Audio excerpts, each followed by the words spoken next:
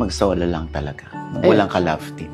I respect Caprice's choice po na gusto niya maging solo. And ayun, I'm totally fine with that po. And I'm really proud of her po sa nagawa niya and sa na-build niya po. I'm really happy for her. It's fine na maging solo po siya, maging solo rin po ako.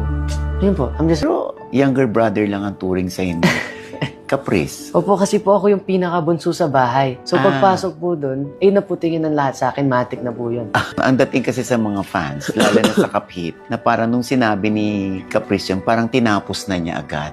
Yung kabanata na, yung chapter ng Kaphit. Ano reaction mo doon? I don't think naman na tinapos niya po, pero we're all friends naman po sa bahay and it's nothing crazy naman. Wala naman pong nangyayari. We're all just chilling po. Hindi naman kayo nagkakailangan ni Caprice. No, hindi po. Wala naman pong kailangan po. Oo. Tatanungin kita ngayon. Ano bang hinahanap ni Hit sa isang babae na in the future pwede siyang ma-in love? I don't really know. I don't really think about that a lot. Pero I guess maganda, of course. Is mabait po. And then, matalino, kind, caring. Tapos, mabait sa parents. Ganun. And then, yun po. Parang lahat yata yung si Caprice. Charot.